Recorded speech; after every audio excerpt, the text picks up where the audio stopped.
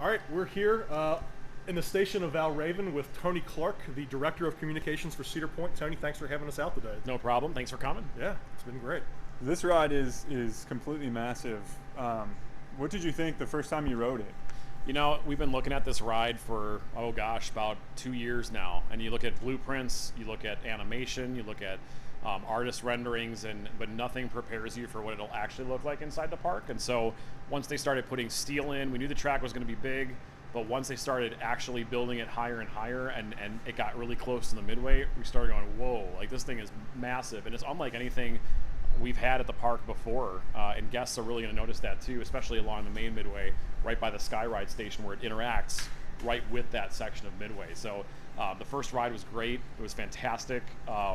I will never forget it because we watched it over and over again, but that first time you get to do it, it's an experience unlike any other.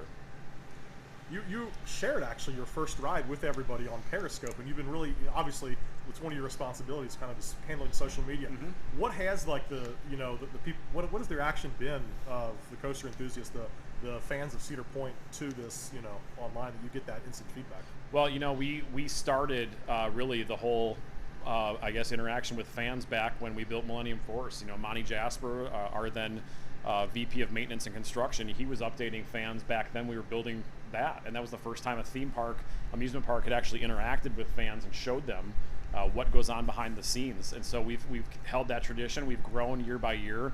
Now we're on Snapchat. Periscope has been a great new tool for us, and combining it with GoPro, now you can switch between those cameras. And I thought, let's risk it. If something happens or if we say something naughty, well, what who cares? We knew not to do that, but why not share that first ride? Everything that you do is so edited, it's so canned, it's fake.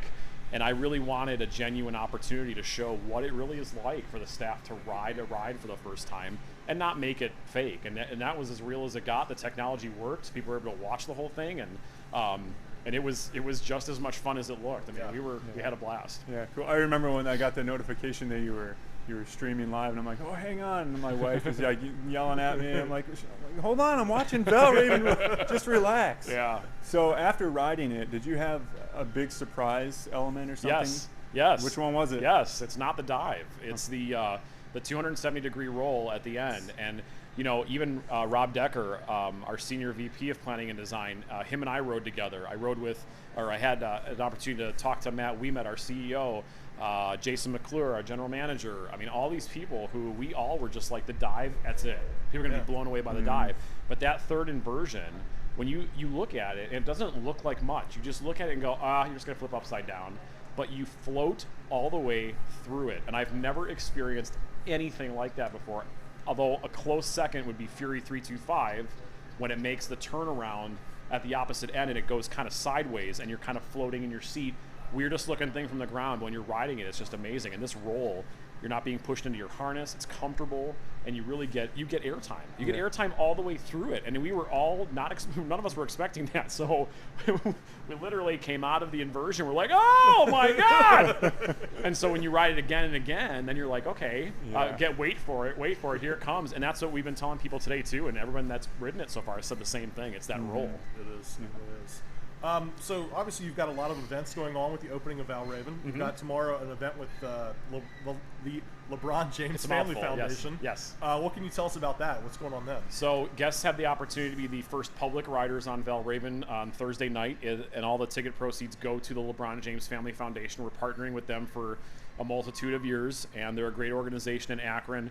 And when we wanted to partner with them, it was I think all of Ohio was trying to get him back here to play basketball, and it turned out to be a really great partnership where we're helping his foundation. And LeBron's about his kids. He said, I don't want it to be about me. Would you guys consider a partnership? And we said, absolutely. So they're going to be, the kids and their mentors are going to be the first riders tomorrow night. However, anybody can purchase a $75 ticket. Today's the last day they can buy those tickets, and they can come tomorrow night and enjoy Valravn, enjoy great food, ride the ride over and over again. It's going to be a great event. And so we're excited to also get more people here all week to ride this for the first time, because it's a wonderful, wonderful experience and a wonderful event. Now, will LeBron James be here? And I don't want him to be here because he should be playing basketball right now. Do you think he'd fit and getting in a championship for Cleveland? That's what he should be. Now, do you think he'd fit in the big boy seat over here? You know, seat 4? we've worked with B&M before. We had a seat ready for him on Rougarou. They are aware that he will ride the ride, so they are aware he will ride this ride eventually, and that will probably happen sometime this summer. But yeah, he's more than welcome to come ride. He loves Cedar Point.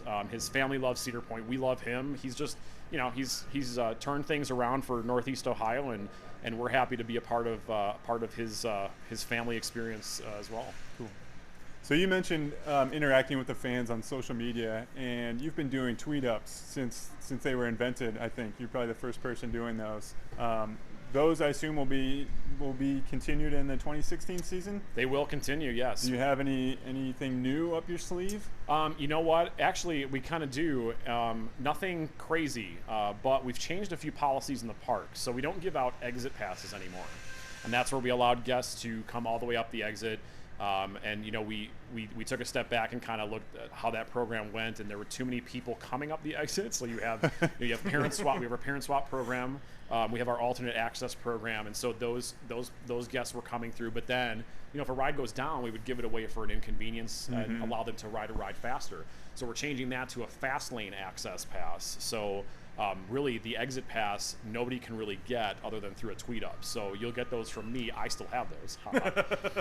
You don't have to bribe me. You just have to find me when I say we're doing a tweet up. And then I also have the souvenir coins that we've been giving away.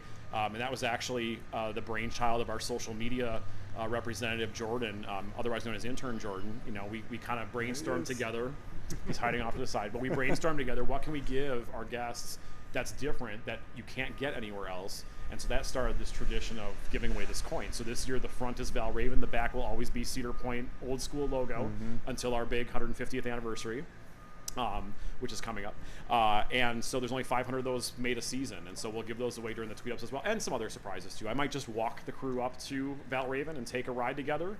And we'll make everybody over there really angry. But that's the reward for following us on social. If you want to know more about Cedar Point, you want to see a different look that's not necessarily a sales message or something like that, that's what I do. I mean, that's my role. I talk about these things.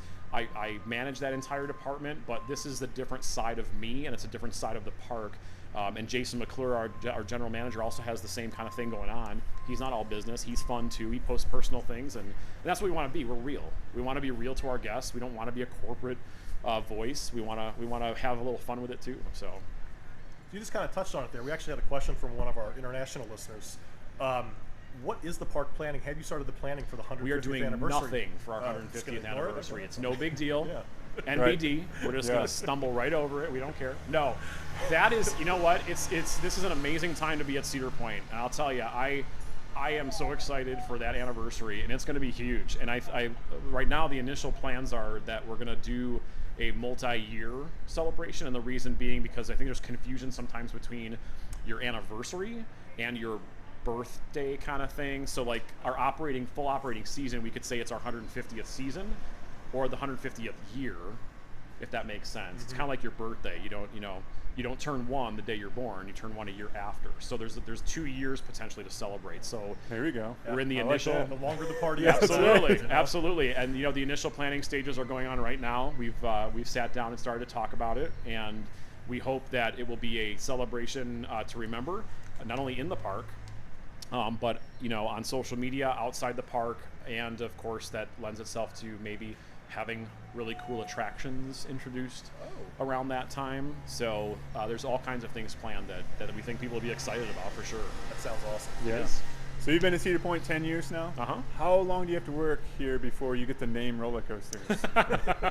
Well, I think that doesn't have to do with the length of time you've worked here. That has to do with the division and the department you work in. So there's two that fight over it. There's our marketing department, which I'm in, so I was involved in the process, and our planning and design department, which Rob is a part of, and he leads that team.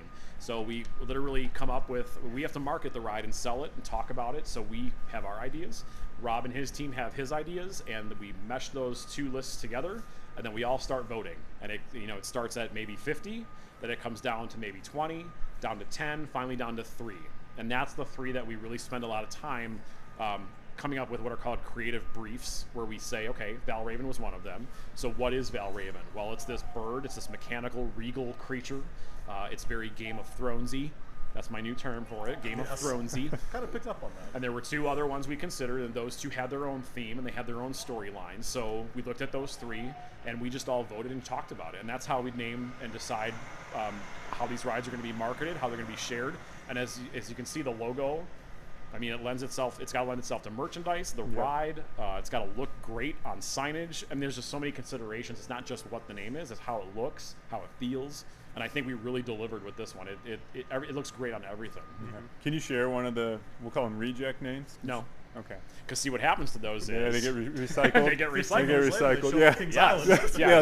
Right? Yeah. Well, that's entirely possible. You never know. But I mean, yeah, we trademark names and we don't necessarily use them. So if we come up with, and it could be for any park. So if we have a really good name for a roller coaster or a thrill ride, we trademark it so that it could be saved. And then, King's Dominion might use it.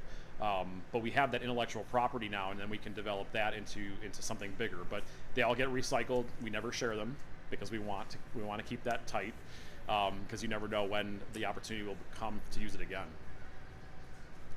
All right. Well, Tony, thanks a lot for having us out here today. This has been great. No problem. And I do believe there's more riding time to be had, so I hope you guys get to test every seat. Yes. Have you tested every seat? I have only I just had my first last row ride 2 days ago.